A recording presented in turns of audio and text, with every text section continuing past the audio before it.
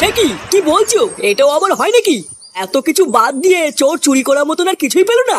আরে হ্যাঁ গো, আমি তো প্রথমে ভেবেছিলাম কি নাকি চুরি করে নিয়ে গেল, কিন্তু ওরা পরে চেক করে দেখলাম যেটা চুরি করার কথা সেটা না নিয়ে অন্য কিছু নিয়ে চলে গেছে।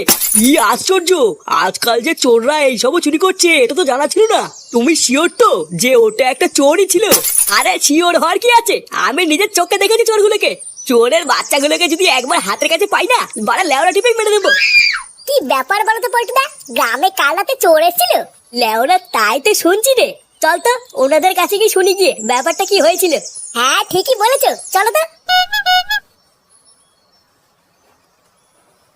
কাকু, তোমরা কি বলছিলে জানো কাল রাত্রেবেলায় চোর এসেছিল? আরে হ্যাঁ গো বল্টু, কাল রাতে নাকি হারানের বাড়িতে চোর ঢুকেছিল। এমা সে কি? তাহলে তো চোর অনেক কিছু চুরি করে নিয়ে গেছে মনে হয়। না গো, কোনো দামি জিনিস চুরি হলে তো ধরেই নিতাম যে চুরি করতে এসেছিল। ঘরে এত টাকা পয়সা দামি জিনিস থাকা সত্ত্বেও চোর ওইসব কিছুই নেয়নি। ব্যাপারটা কি হলো? চোর চুরি করতে আসলো অথচ কিছুই নিল না?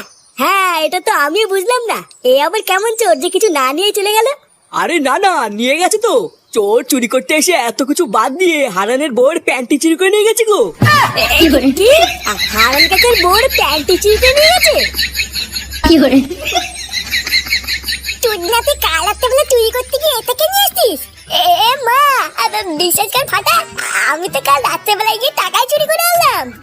তুই ভাই টাকা চুরি করে আনলি তো টাকার দেখে প্যান্ট কি করছে?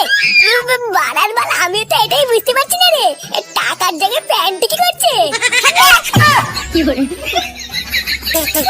তোদের ভাই ভেবেছিলাম একটা টাকার বান্ডিল পেয়ে একটু আনন্দ ফুর্তি করবো, আর এই খানটি ছেলেটা গিয়ে আমার পুরো প্ল্যানটারে গাল মেরে দিল।